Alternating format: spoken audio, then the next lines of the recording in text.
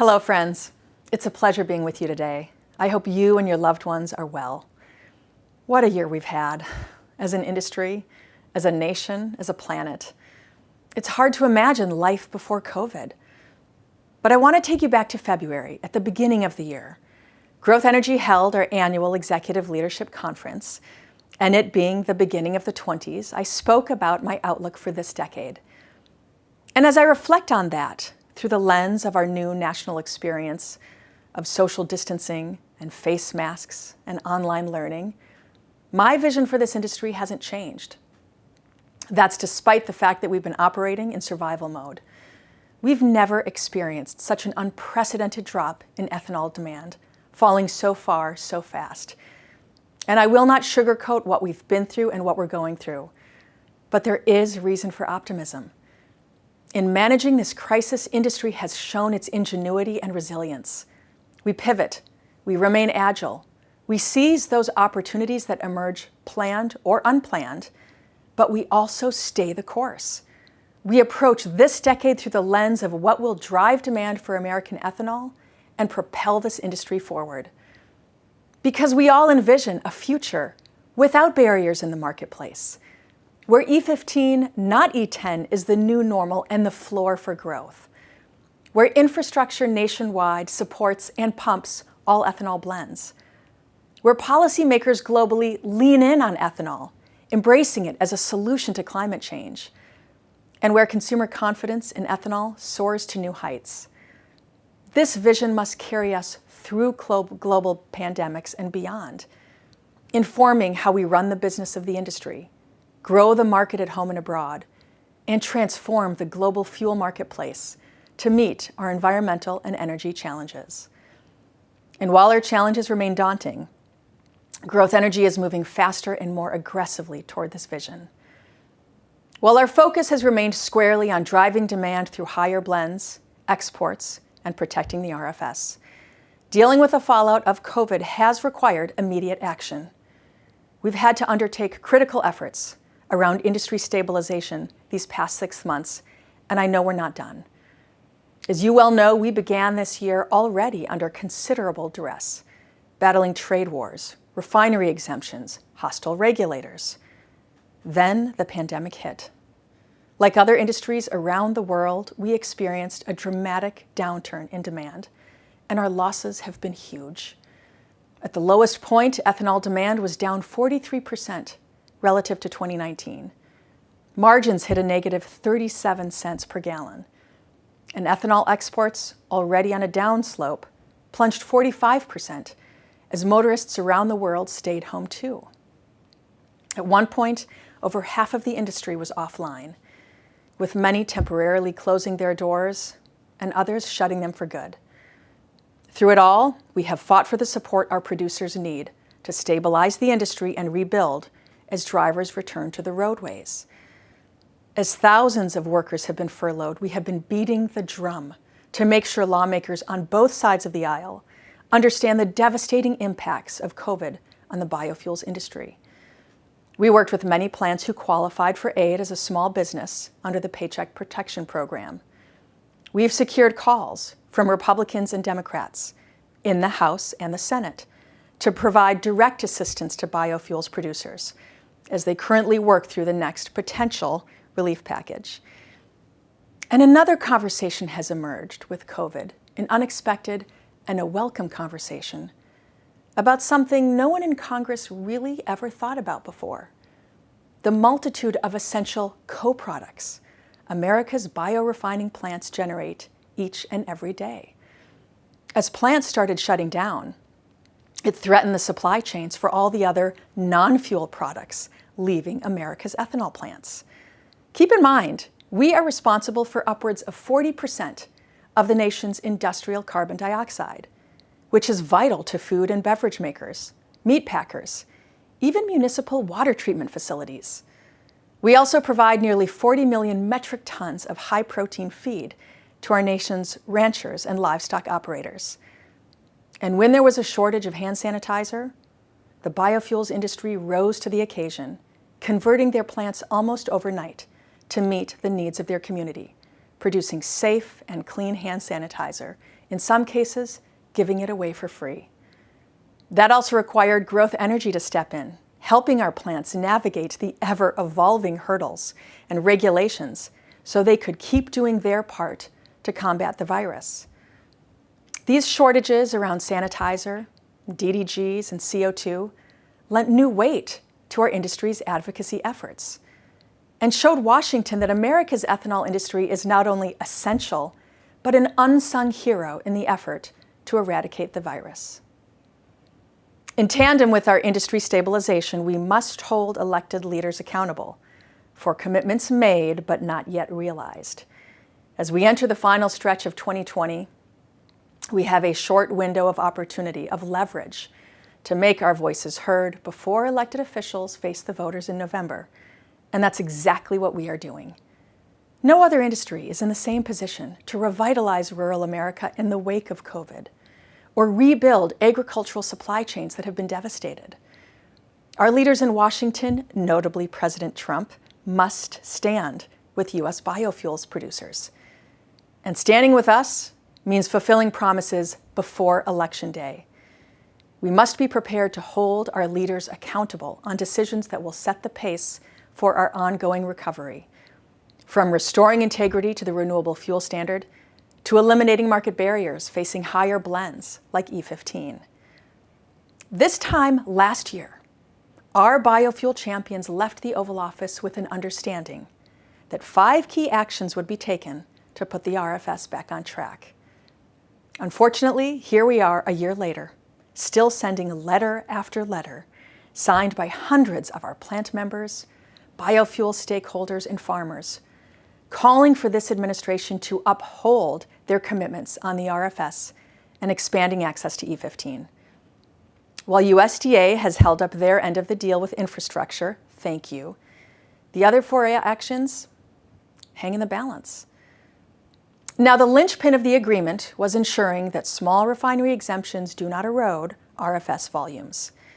However, EPA has yet to rule on dozens of requests filed by oil companies seeking to push biofuels out of the market. Worse, starting in June, we saw refiners attempt to turn their favorite loophole into a time machine. They filed for 67 retroactive exemptions dated as far back as 2011, when, by the way, RINs were a penny. The tactic is a brazen attempt to circumvent a January court decision which held that EPA abused its discretion over the oil industry handouts and calls the SRE process into question.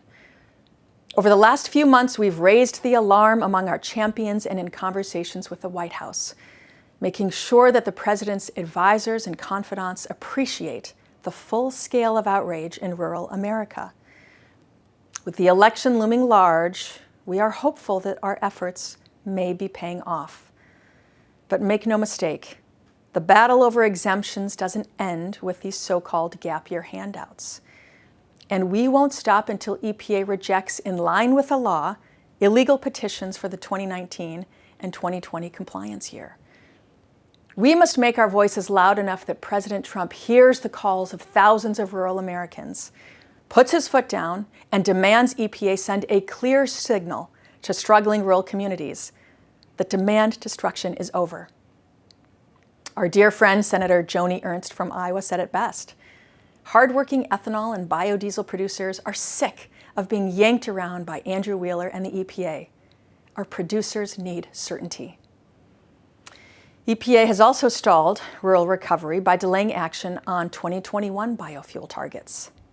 Keep in mind, annual blending targets by law must be finalized by November 30th for the following year. We haven't even seen proposed targets for 2021. Andrew Wheeler is unwilling to choose between keeping the president's promise and protecting oil industry handouts. Well, to us, that choice is simple, and we expect answers now, not after the dust has settled on the upcoming election. We're also watching for EPA to meet its long overdue commitment to address a 2017 court ruling, a victory we won 3 years ago, remanding 500 million gallons of biofuel that were inappropriately waived. We know EPA is stalling. We know that means continued market instability and uncertainty. The point we have to make to every elected official and everyone running for office is that these shenanigans directly impact our ability to revitalize rural communities. Our work is not just about getting through the here and the now, an incredibly tough year. The trail we have been blazing for U.S. ethanol production took a roadblock in 2020, no doubt. But that pause delays, it doesn't alter the trend lines guiding our growth. And I know we're all anxious to get on the road to recovery, and even more so the expressway to a thriving marketplace. First, let me acknowledge again that industry ingenuity I spoke of earlier. For many plants, you're making tweaks to optimize your co-products or upgrade ethanol production to meet industrial or pharmaceutical grade standards. You're seeing how the landscape has shifted and making business decisions accordingly. On the advocacy side, we will continue to support and promote this innovation and help you break down barriers to these new markets. And when it comes to the core product you produce, fuel, ethanol, well, we have plans there too. When E15, or unleaded 88, is the new standard fuel, that is 7 billion gallons of new ethanol demand every year. And make no mistake, successful E15 market adoption paves the way for even higher blends. We will only get higher blends when we show that E15 isn't a niche fuel, that this higher blend is the preferred regular fuel consumers use every time they fuel up. We scored a major victory last year with regulatory approval for year-round E15. And in the very first summer after that change, E15 sales jumped 46% on a per-store basis from the previous year. In that same period, nearly 400 new E15 locations came online. And retailer demand is expanding the wholesale terminals offering pre-blended E15 from only 5 in 2017 to more than 200 today. This reduces the barrier to entry among smaller and mid-sized operators that cannot blend on site.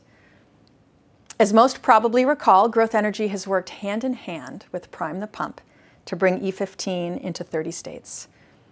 The USDA's original biofuels infrastructure partnership helped make that success possible. Now we're working with USDA on the next phase of investment, which will deploy $100 million in competitive grants, with $86 million designated for ethanol infrastructure upgrades. Already, we've secured applications for 10 retail chains, representing 293 sites that together sell more than 430 million gallons of motor fuel annually. At the same time, E15 expansions already underway through Prime the Pump continue, despite the unprecedented market downturn. In fact, we've seen a 10% growth in E15 sites during COVID, and by the end of the year, that number could be as high as 20%. Our work promises to propel higher biofuel blends into this decade, and I'm pleased to report that support continues to grow among policymakers. In fact, earlier this year, Growth Energy worked with Congresswoman Abby Finkenauer from Iowa and other members of the House Biofuels Caucus to introduce the Clean Fuels Deployment Act, which would authorize an unprecedented $600 million to install fueling infrastructure for higher blends of ethanol and biodiesel.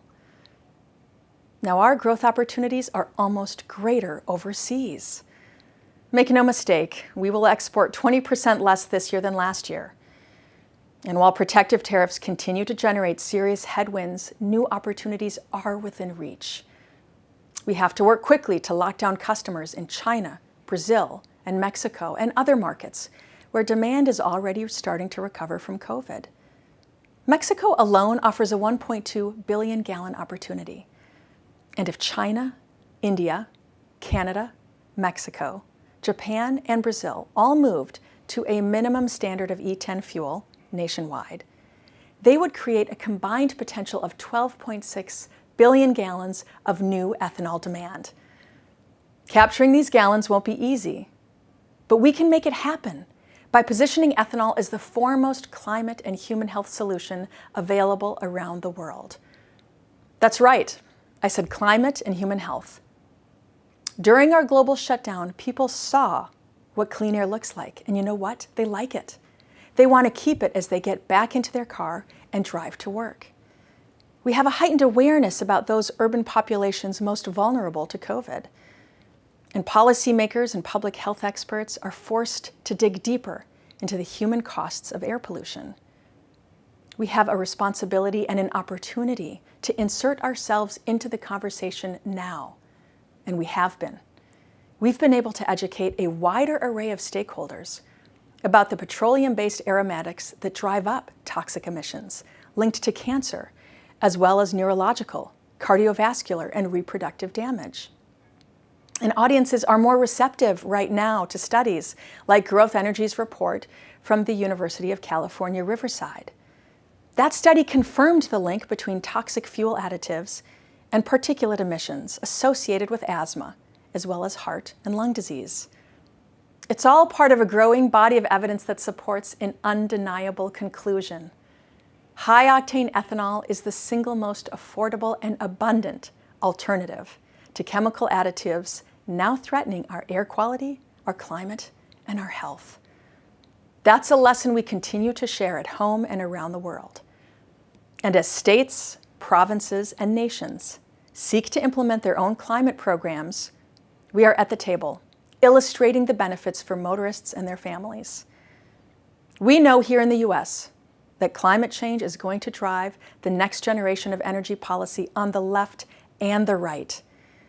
Through our research and our work with party leadership, it is clear that both parties are still looking for innovative solutions that will bring us to a low-carbon future quickly and affordably. Just this summer, House and Senate Democrats each recognized the need for low-carbon biofuels in their climate committee reports. And a bipartisan coalition of senators are working closely with Growth Energy and our allies on legislation to promote climate-friendly farming techniques that will add value to every drop of low-carbon ethanol in our fuel supply. Our work at Growth Energy and our collaborations and partnerships throughout the industry are focused on making sure that biofuels are a key part of the consideration mix on clean energy from coast to coast. This has been a tough year, and by any measure, we have to fight harder and longer than most for each and every victory. But I also know what we can accomplish when we stand united. And I hope you share my excitement about the thrilling opportunities in markets at home and overseas. Aren't you ready to show the world what happens when America's ethanol producers are running at full steam? I know I am. Thank you.